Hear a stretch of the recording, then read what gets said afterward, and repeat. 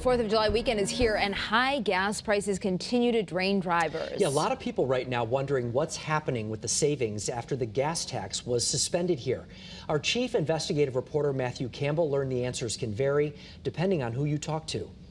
Comparing the averages from last year and this year is what prompted us to do this investigation. The national average last year, just before Independence Day, $3.11. In Connecticut, it was just a cent higher at $3.12. Right now, this year, it's $4.85 nationally and $4.83 in Connecticut. So we're still hanging around the national average.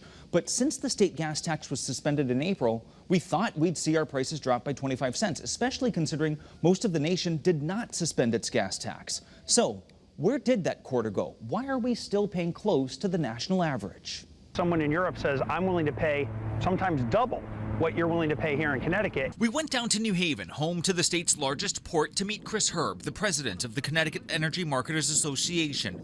Our fuel comes via these ships and barges, and he says Connecticut's supply has been uniquely affected by the war in Ukraine. When fuel's on a pipeline, it's going to its destination. When fuel's on a barge, it can be turned and moved to another part of the world. Herb says it's happening. Bidding wars have resulted in ships as close as this one is to the dock, literally turning around at the last minute. That tanker or that barge might go across the ocean to supply Germany or other parts of Europe. We have to pay a little bit more and sometimes a lot more to keep it here instead of it going across the ocean. Herb says that's why we're still mirroring the national average. Dr. Kenneth Gillingham, professor of economics at Yale University's School of the Environment, has a different opinion. I think that what it means is that at least in the short run, the benefits of that gasoline tax holiday that we have are primarily going to the gasoline station owners and the distribution system owners. So you're saying they're pocketing our 25 cents a gallon?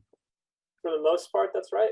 It's an opinion that former President Obama shared in his book, A Promised Land. When faced with endorsing a national gas tax suspension, Obama declined, saying, quote, I was sure that consumers wouldn't see much benefit. In fact, gas station owners were just as likely to keep prices high and boost their own profits as they were to pass the savings to motorists. When our state tax was suspended in April, we did see the savings at the onset. Dr. Gillingham says it was offset when the price of oil started to fall. The owners of the firms have been slow to pass on these price declines. Herb argues that's not the case in Connecticut. If you think as a retailer you can take that tax back and put it in your pocket, the guy across the street is not going to let you do that because he's going to want your customer. So that competition keeps everybody honest. So the state gas tax suspension ends on December 1st. President Biden wants to suspend the federal tax. Dr. Gillingham suspects if it passes, drivers would not see the savings. Matthew Campbell, Channel 13 News.